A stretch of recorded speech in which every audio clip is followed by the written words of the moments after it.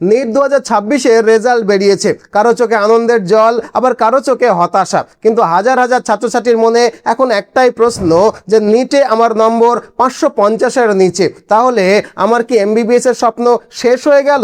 আসলে আমাদের সামনে এখন মূলত তিনটি পথই খোলা রয়েছে। প্রথমত, প্যানিক না করে ঠান্ডা মাথায় গভর্নমেন্ট মেডিকেল কলেজের কাউন্সেলিংয়ে অংশ নেওয়া। দ্বিতীয়ত, ড্রপ নিয়ে আরও একবার নিটের প্রস্তুতি শুরু করা। আর তৃতীয়ত, বছর নষ্ট না করে সাধ্যের মধ্যে খরচে বিদেশ থেকে এমবিবিএস পাশ করে আসা। তবে গত কয়েক বছরের কাউন্সেলিংয়ের ট্রেন্ড এবং অবশ্যই আমার নিজের অভিজ্ঞতা অনুযায়ী পশ্চিমবঙ্গে জেনারেল ক্যাটেগরিতে গভর্নমেন্ট মেডিকেল কলেজের কাট অফ মোটামুটি 545 থেকে 550-এর আশেপাশে হয়। তাই নিট মার্কস 550-এর নিচে থাকলে একটু চিন্তা কিন্তু থেকেই যায়। যদিও এবছরের কাট অফ কিছুটা আলাদা হতেও পারে, কিন্তু সেই প্রশ্নটা আলাদা। তাই আমরা যারা 500, 520, 540 বা 550-এর আশেপাশে নম্বর পেয়েছি, তারা এখন সবচেয়ে বেশি চিন্তায় আছি, বলা ভালো সবচেয়ে বেশি সিদ্ধান্তহীনতায় ভুগছি। কেউ ভাবছি ড্রপ নিলে পরের বার কি ভালো র্যাঙ্ক আসবে, নাকি শুধু শুধু বছর নষ্ট না করে এবারই সাধ্যের মধ্যে খরচে ভালো কোনো ফরেন মেডিকেল ইউনিভার্সিটি থেকে এমবিবিএস করে আসাটাই বাস্তবসম্মত সিদ্ধান্ত হবে। আর তাই আজকের এই ভিডিওটাতে আমরা নিট 2026-এর result, rank, trend, previous year কাউন্সেলিংয়ের ডেটা, সিট ম্যাট্রিক্স এবং অবশ্যই আমার বাস্তব অভিজ্ঞতার ভিত্তিতে পুরো বিষয়টাকে আমি শুরু থেকে শেষ পর্যন্ত বিশ্লেষণ করব, যাতে ভিডিও শেষে আপনি পরিষ্কারভাবে বুঝতে পারেন আপনার যা নম্বর তাতে গভর্নমেন্ট মেডিকেল কলেজে এমবিবিএস পাওয়ার সম্ভাবনা কতটা, ড্রপ নেওয়া উচিত হবে কিনা, নাকি বিদেশে এমবিবিএস করায় আপনার জন্য ভালো বিকল্প হতে পারে। ভিডিওটা শেষ পর্যন্ত অবশ্যই দেখুন, কারণ নিটের রেজাল্ট পরবর্তী সময়ে আপনার আজকের এই সিদ্ধান্তই আগামী 5-6 বছরের কেরিয়ার এবং ভবিষ্যৎ অনেকখানি নির্ধারণ করে দেবে। So let's start. দেখুন, এবারের নিট ইউজি 2026 পরীক্ষায় প্রায় 22,79,000 পরীক্ষার্থী অংশগ্রহণ করেছেন। এর মধ্যে 11,21,000 পরীক্ষার্থী অফিসিয়ালি নিট কোয়ালিফাই করেছে, মানে কাউন্সেলিং প্রসেসে অংশগ্রহণ করার যোগ্যতা অর্জন করেছে। এখন বর্তমানে সারা দেশে গভর্নমেন্ট এবং প্রাইভেট মিলিয়ে প্রায় 1,36,000 এমবিবিএস এর সিট রয়েছে, কিন্তু এর মধ্যে গভর্নমেন্ট মেডিকেল কলেজে আসন সংখ্যা মাত্র প্রায় 63,000-এর মতো। এখন হিসেবটা আরো একবার করে নিন, 22.79 লক্ষ পরীক্ষার্থী নিট পরীক্ষা দিয়েছে, এর মধ্যে 11.21 লক্ষ কোয়ালিফাই করেছে, কিন্তু গভর্নমেন্টে এমবিবিএস এর সিট রয়েছে মাত্র 63,000-এর মতো। অর্থাৎ কোয়ালিফাই করা লক্ষ লক্ষ ছাত্রছাত্রীর মধ্যে খুব অল্প সংখ্যকই গভর্নমেন্ট মেডিকেল কলেজে ভর্তি হওয়ার সুযোগ পাবে। এখন এই বছর নিট ইউজি 2026-এ 720-র মধ্যে সর্বোচ্চ নম্বর হয়েছে 715, এবং এবার দুজন পরীক্ষার্থী যৌথভাবে সর্বোচ্চ এই 715 নম্বর পেয়ে AIR1 র্যাঙ্ক অর্জন করেছে।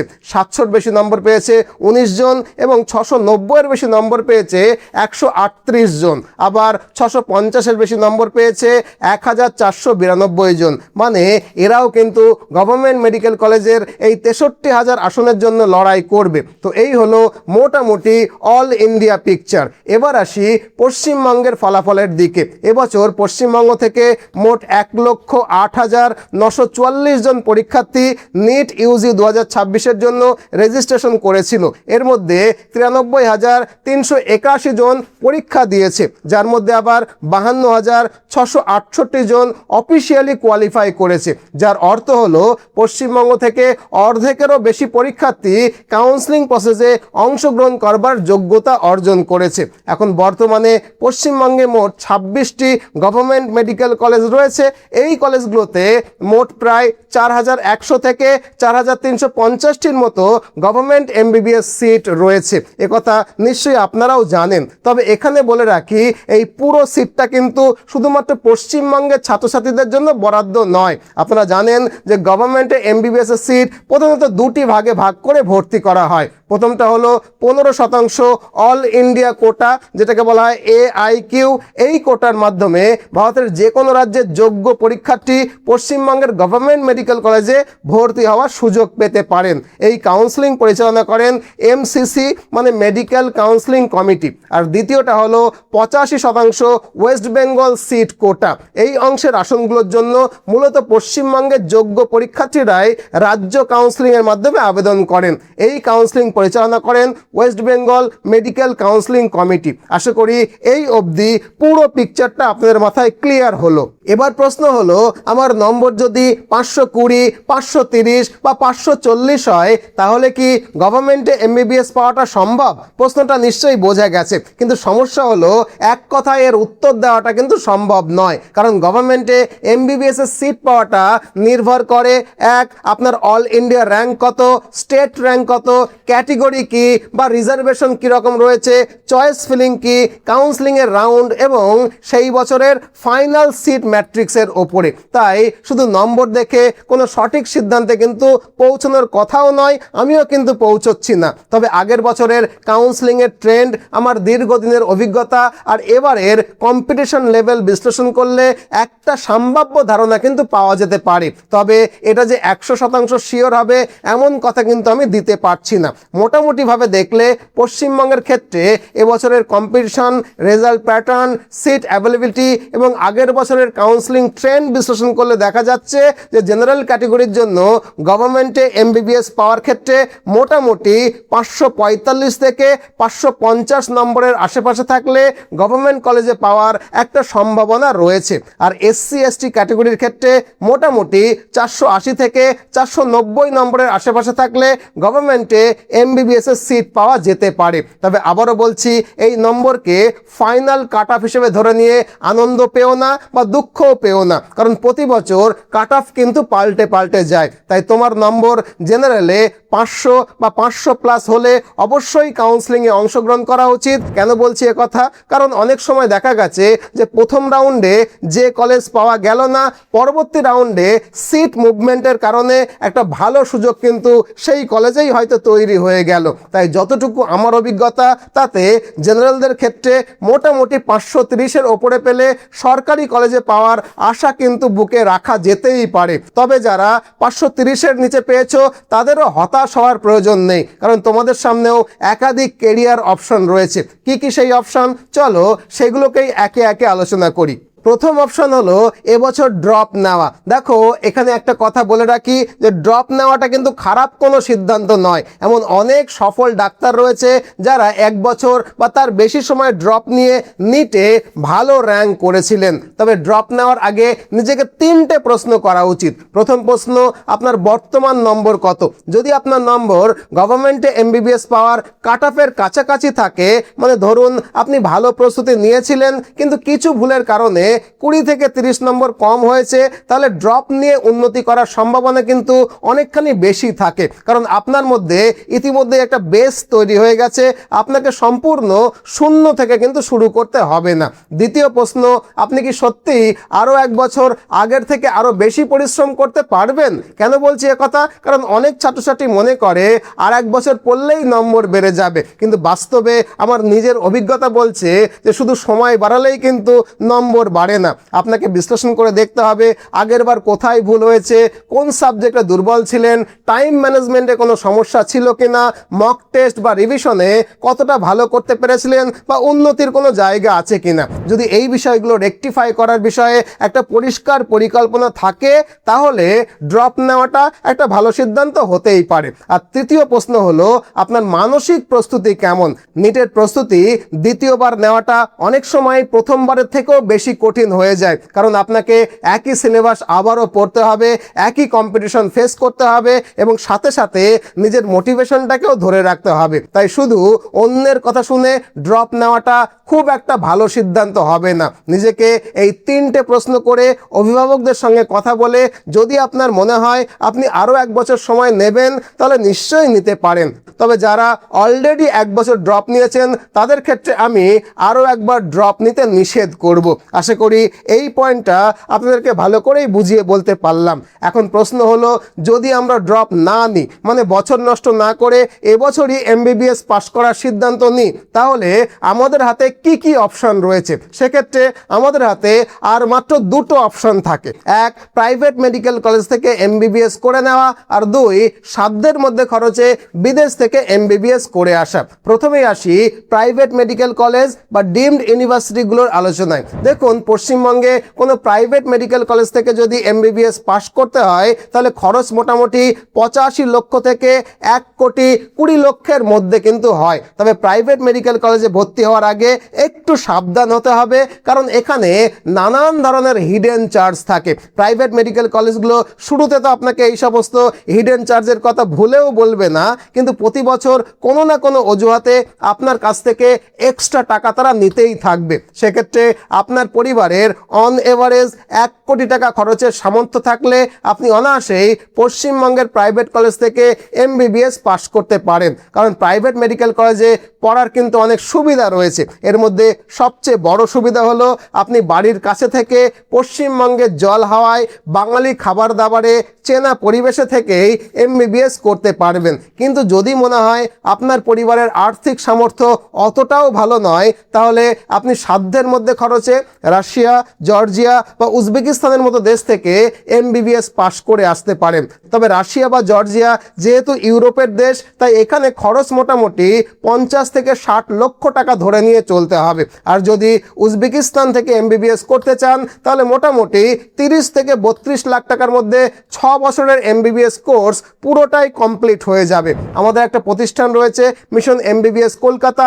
আমরা মূলত রাশিয়া, জর্জিয়া, উজবেকিস্তান এই 3টে দেশে কাজ করি, আর ব্যক্তিগতভাবে আমি এই 3টে দেশেই একাধিকবার ভিজিট করেছি। সেক্ষেত্রে যদি আপনি আমার ব্যক্তিগত পছন্দের কথা বলেন তাহলে আমি কিন্তু বলবো উজবেকিস্তান। তবে এটা যে শুধু আমার ব্যক্তিগত পছন্দ এমনটা কিন্তু নয়। আপনারা জানেন যে কিছু বছর আগে ভারতীয় ছাত্রছাত্রীদের এমবিবিএস এর ডেস্টিনেশন ছিল ইউক্রেন, কিন্তু ইউক্রেন যুদ্ধ শুরু হওয়ার পর এই জায়গাটা নিয়ে নিয়েছে উজবেকিস্তান। 2021 থেকে এই প্রবণতাটা শুরু হয়েছে, আর এখন তো উজবেকিস্তান ভারতের ছাত্রছাত্রীদের কাছে বেস্ট এমবিবিএস ডেস্টিনেশনে পরিণত হয়েছে। পরিসংখ্যান অনুযায়ী 2021-22 শিক্ষাবর্ষে প্রায় 3,000 ভারতীয় ছাত্রছাত্রী, 2023-24 সালে প্রায় 5,733 জন ভারতীয় ছাত্রছাত্রী, 2024-25 সালে প্রায় 11,670 জনের বেশি ভারতীয় ছাত্রছাত্রী উজবেকিস্তানে এমবিবিএস করতে গেছে। বর্তমানে ভারতীয় অ্যাম্বাসির রিপোর্ট অনুযায়ী উজবেকিস্তানে মেডিকেল স্টুডেন্টের সংখ্যা আনুমানিক 17,000-এরও বেশি। অর্থাৎ গত কয়েক বছরে উজবেকিস্তান ভারতীয় ছাত্রছাত্রীদের কাছে এমবিবিএস অ্যাব্রড করার একটা জনপ্রিয় গন্তব্যে পরিণত হয়েছে। তাই আপনি যদি উজবেকিস্তানে এমবিবিএস করার কথা ভাবেন তাহলে আমরা আপনাকে সর্বতোভাবে সহায়তা করতে পারবো। উজবেকিস্তানে মোটামুটি 3-4টে সরকারি মেডিকেল কলেজ রয়েছে যেগুলো তুলনায় অনেক ভালো। তবে যদি আপনি আমার কথা শোনেন, আমার ব্যক্তিগত অভিজ্ঞতা অনুযায়ী আন্দিজান স্টেট মেডিকেল ইনস্টিটিউট হলো উজবেকিস্তানের সেরা মেডিকেল কলেজগুলোর মধ্যে অন্যতম। কারণ প্রথমত, Andijan state medical university is the biggest medical university and research centre in Uzbekistan.